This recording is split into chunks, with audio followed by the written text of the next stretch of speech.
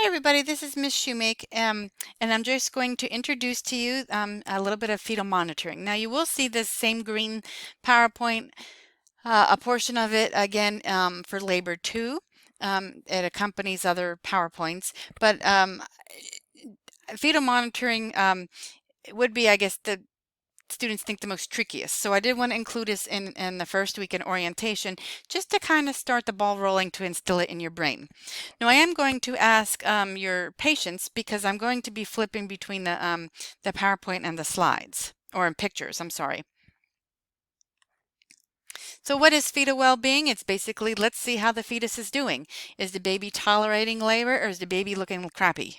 Okay, what are some things that help determine this? Of course, the baseline fetal heart rate. We look at that.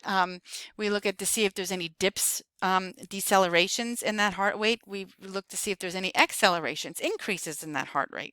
Okay. So the baseline fetal heart rate is just simply defined as the average heart rate during a 10-minute interval period that excludes accelerations, decelerations, and marked variability. There must be at least 2 minutes of baseline segments in a 10-minute segment. And most importantly, we need to know the normal range. So normal range is anywhere between 110 and 160 beats per minute. Now, if the baby's tachycardic above 160, why? Is the baby on medication? Is the mother on medications? Is the mom take illicit drugs? Is she smoking? Does she have an infection? Or if the baby's bradycardic below 110, why? So these are the things that we have to look at and determine what's causing the baby, what's causing this, because we need a healthy baby. We also look at variability. Variability is the up, down, up, down, up, down, up, down of the fetal, what we see on the fetal monitor. And there's 4 types. The first one is absent, and I'll just tell you right now, we don't like to see absent anything on either a fetal monitor or even adult monitor. We don't like flat lines in nursing. The second is minimal variability. This is undetectable or less than equal to 5 beats per minute. Moderate is 6 to 25 beats per minute, and then marked is 25 to over 25 beats per minute. So this is where I'm going to ask you just to kind of bear with me. I'm going to show you a picture.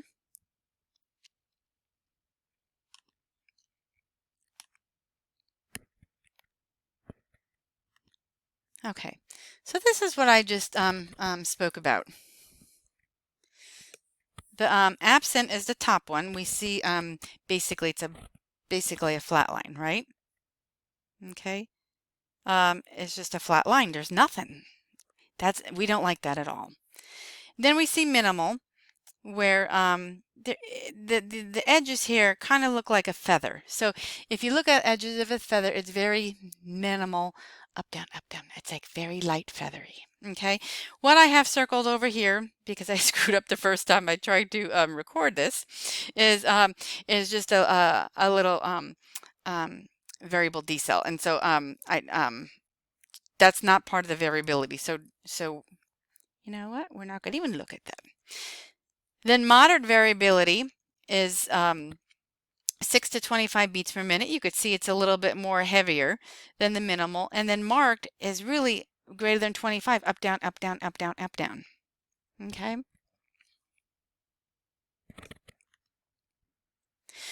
Then we want to look at fetal heart rate accelerations.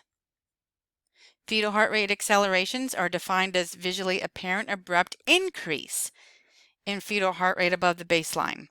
And to be classified as an acceleration, the increase must be 15 minutes greater than the baseline, and it lasts at least 15 minutes. So 15 by 15. So that's why we need to know the baseline. We need to know what is our baseline. Okay. Oops, oops, oops. I'm trying to get all fancy. I'm sorry. What is our baseline? So say our baseline is 120. So that has to be at least 15 beats per minute above 120. So at least 135, and has to last for at least 15 seconds long. 15 seconds, 15 by 15. Okay. They can be episodic, periodic, they must occur in association, or they may occur association with fetal movement. just like our movement. When we have movement, our heart rate goes up. So here again is just a picture of accelerations. Okay, so here's if the baby moves, the heart rate's going to go up. But here we see contractions down here. These are uterine contractions, which stand for UC. Okay, but whenever the baby is being squeezed, it's going, hey, and the heart rate goes up, up, up, up, up. Okay, squeeze and the heart rate's going up. This is great. If someone would give you a big hug and squeeze the heck out of you, your heart rate would go up. And that's exactly what we expect. And that's what we want. That's normal. Okay? Then we have fetal heart rate decelerations. Decelerations going down. So there's 3 types of decelerations. They're either early, late, or variable. And they're classified what they look like, basically, in relation to the onset and end of the contraction by their shape. So let's look at earlies. Early decelerations, these are visually apparent gradual decrease and return to baseline fetal heart rate associated with uterine contractions. The onset, nadir, and the recovery of the deceleration correspond to the beginning, peak, and the end of the contraction.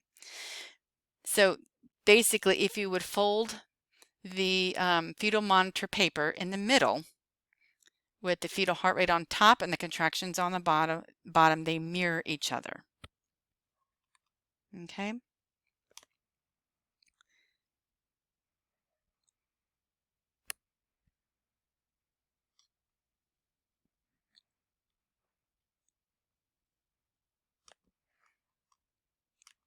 Okay. So again, if you would fold the paper here,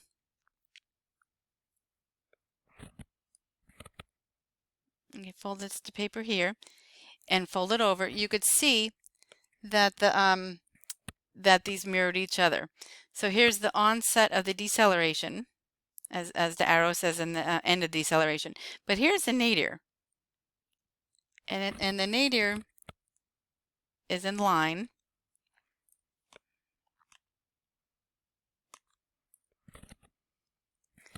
The nadir is in line with the peak of this contraction. Okay, here's the beginning, here's the end, but it aligns with that peak of the contraction. And here's the nadir, and here's the peak. Okay, so again, if you would fold the paper over here, fold it over, it looks like there's a mirror image. Okay, so these are early. They don't, in this picture, they don't necessarily come earlier. They come at the same time, but that's how we distinguish. Okay, so again, these are visually gradual decrease, return to the baseline, and associated with uterine contractions. Again, then they mirror image. These are thought to be caused by head compression. Okay, and these usually are benign.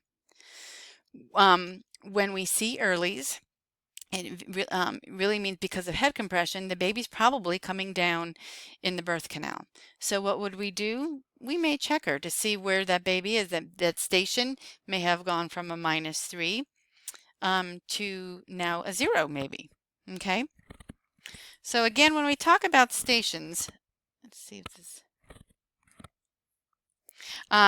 the negative numbers are on the top, the positive numbers are below the ischial spine, and the positively coming out.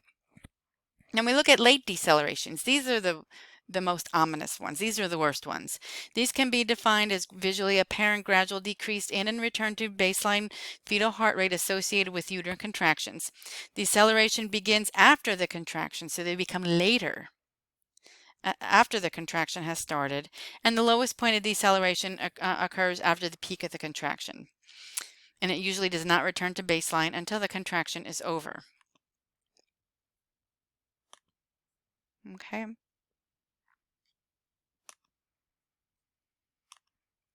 So again, if you could see,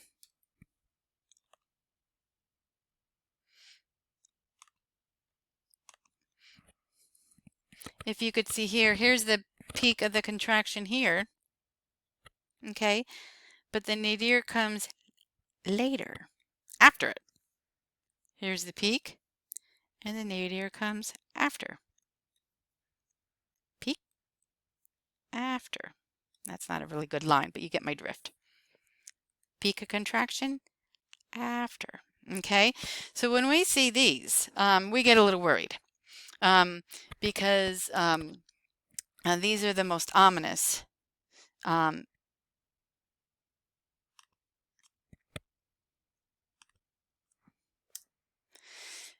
the reason they're the most ominous is because they represent a disruption of oxygen transfer to the fetus and resulting in fetal hypoxia.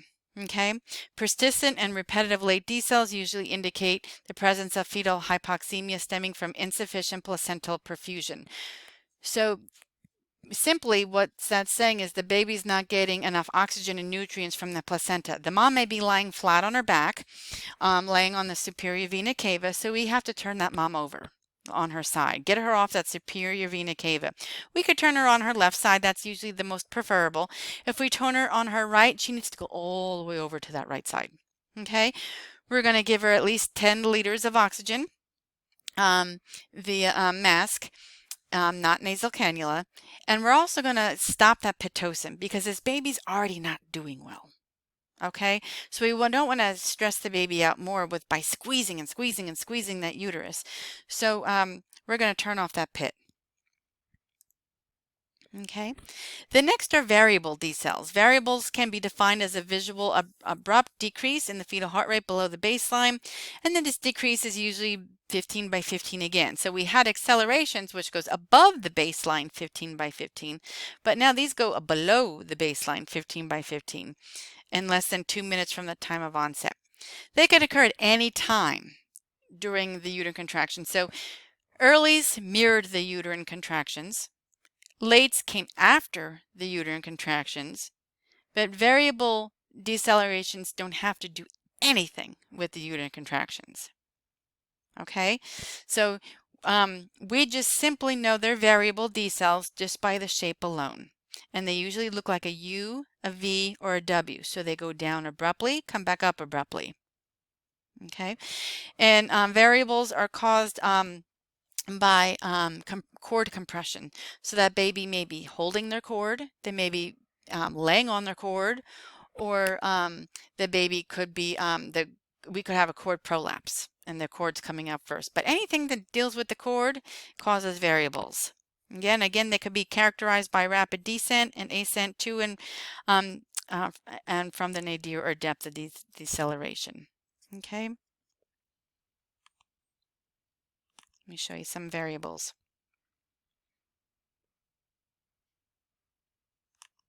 Okay, so these are variables because of the shape. Okay, because they come down abruptly and go back up abruptly. So they look like either a U or a V, sometimes even a W. So we may see ones that go like that. Okay. Never mind these contractions down here. So this one looks like it comes after. It doesn't. So we're not going to even look at these contractions down here because we know these are variables just simply by the shape alone. Variables starts with V, so they either look like a V, a U, or a W. Okay, they have nothing to do with contractions. They deal with cord compression. Okay. All right. So when I have this on Canvas, I think under the clinical tab, so you could just handouts that you could print out, but and I think I have this in lecture too, but I'm going to tell you right here. So when we think of decelerations and what causes them, think of veal chop. V-E-A-L-C-H-O-P. V is for variable decelerations, and the C is for cord compression. The E in veal is for early decelerations, and the H is for head compression, so that baby's head is coming down. A is for accelerations, and they are okay. We like them. L, you guessed it, are for late decelerations, and they're because of placental insufficiency. Okay, so I mentioned veal chop throughout the course. I also have a little flyer under the clinical tab, but I want to introduce it to you now as well. Okay, so if you could just bear with me.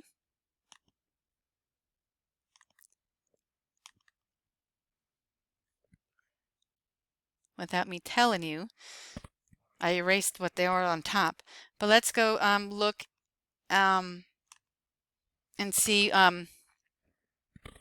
these decelerations are not so terrible, but we do see decelerations. We do know that our baseline should be around 110 to 160. So the baseline fetal heart rate is within normal limits. Okay. It looks like it could be like 145 or so, but we do see little decelerations right here. Here's one. Here's one. Here's one. Now we know they're not V's, U's, or W shapes. So that knocks out variables. They're not going up, so we know they're not accelerations. So they either have to be early or late. So now that we know that, let's come down to the contractions here, and let's see how they correspond to the contractions. Do they come at the same time of the contractions, or do they come later than the contractions? You guessed it, these are earlies, okay? Because here's the nadir of the deceleration, and they're in line with the peak of the contraction. So these are earlies. Good. Okay, let's take a look at another one.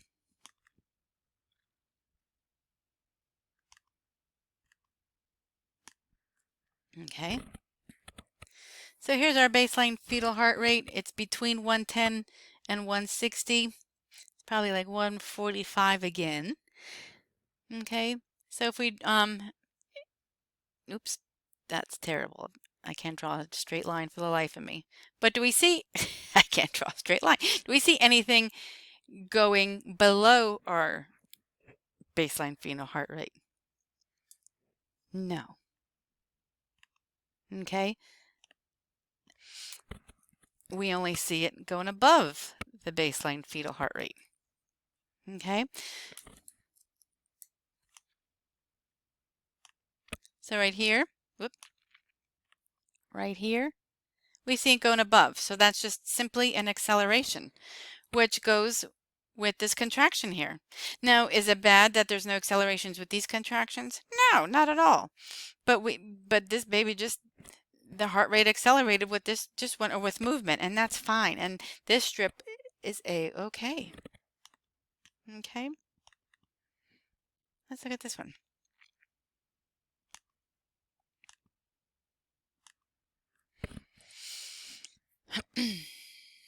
Okay, so we're looking at this.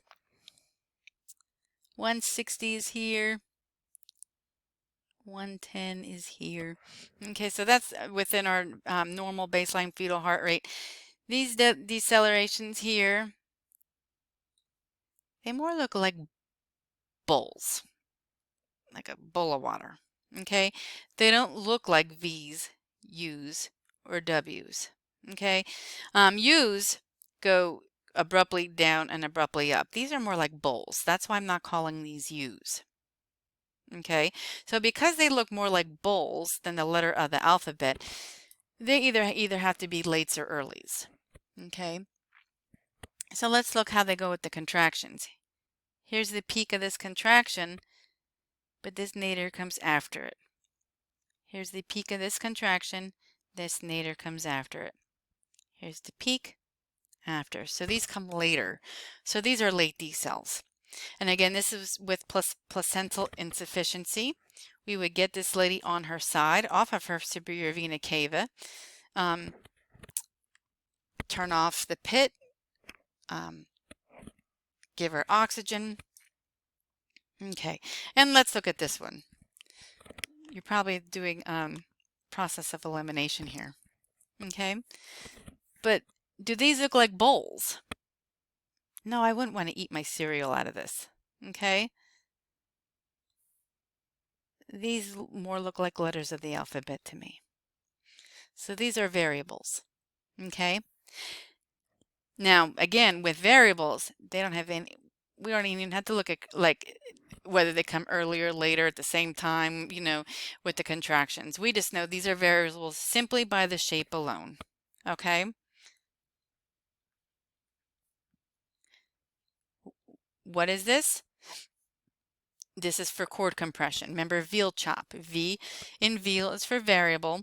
C in chord is for C in chop is for chord compression. So we may turn the mom on her side. She may be laying on that cord, and the baby may be holding the cord in their hand. So sometimes if we just turn mom, reposition mom, mom may wake the baby up a little bit, when we move the baby and we leave, or, if mom's, we might check to see if her water is broke, or if her water just broke, we need to see if the cord came out too. Okay.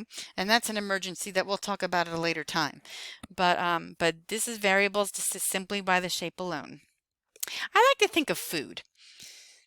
Again, a bowl, I like to eat cereal in bowls, but this wouldn't be fun to eat cereal in. Okay, because it wouldn't be, that cereal will get stuck down in that V part. Okay, and that wouldn't be fun to eat. All right, ladies and gentlemen. So this is just a simple explanation of fetal monitoring strips.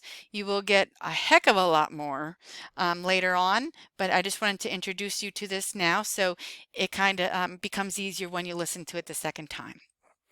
Okay, thank you for listening.